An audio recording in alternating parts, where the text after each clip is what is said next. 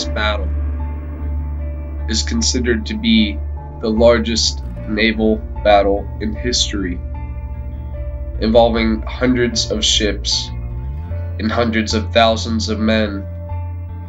This is the story of the Battle of Leyte Gulf.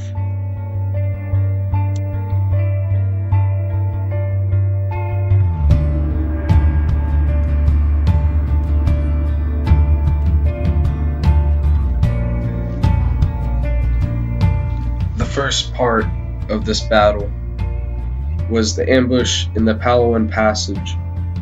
On October 23, 1944, two battleship forces, one under Admiral Takeo Kurita and the other under Admiral Soji Nishimura, left Borneo separately on October 22nd.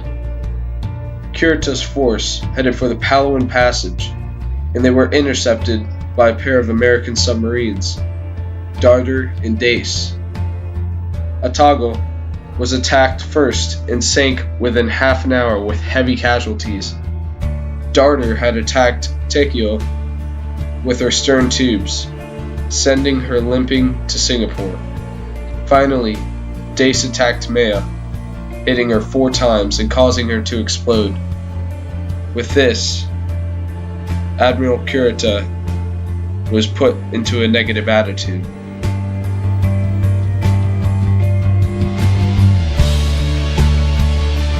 The second part was the Battle of the Sibuyan Sea.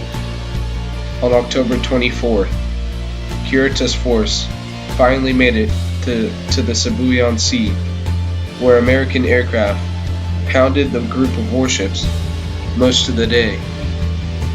Kurita briefly turned his force around to the west to get out of American air range, but then returned to an eastward heading. By dawn, Kurita would be off the beaches of Samar, with no one the wiser as to his whereabouts. Next was the Battle of Surigao Strait on October 24th, 1944. The Southern Pincer Force under Admiral Soji Nishimura had thus farther proceeded without nearly the same difficulties being suffered by Kurita. They too were subjected to air attacks on the afternoon of the 24th, but had received no crippling blows. That night they began to traverse Surigao Strait towards the Leyte beaches. Waiting for them was a battle group under Admiral Jesse Oldendorf.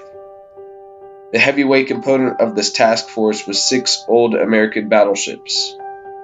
Nishimura's ships first underwent several torpedo attacks, initially from PT boats and then from American destroyers.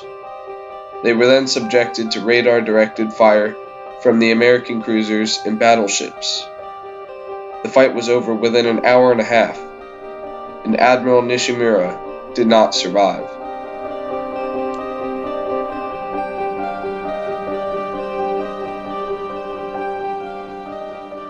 Then there was the Battle off Samar.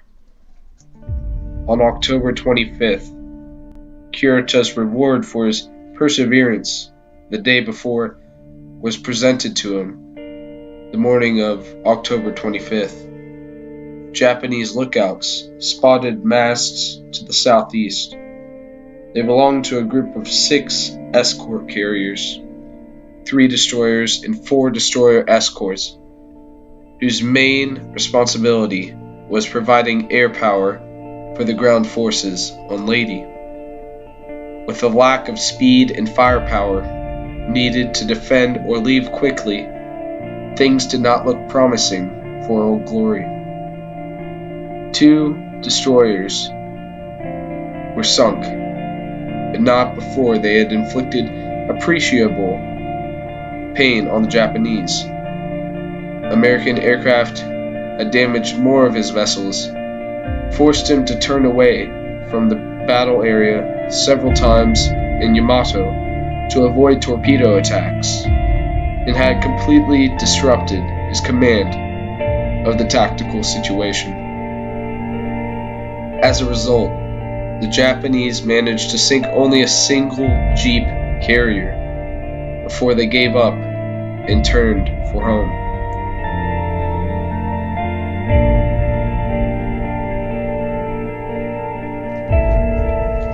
The fifth part of Leyte Gulf was the Battle off Cape Engano on October 25th, 1944.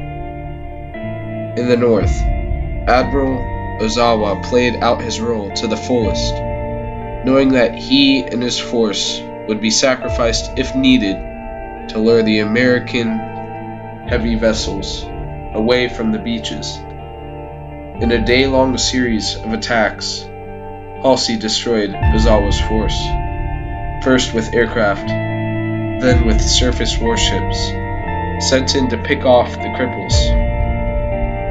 Ozawa's own aircraft did precious little damage in return, most of them being destroyed by the American cap fighters. And the murderous anti-aircraft gun line strung out once again in front of Task Force 38.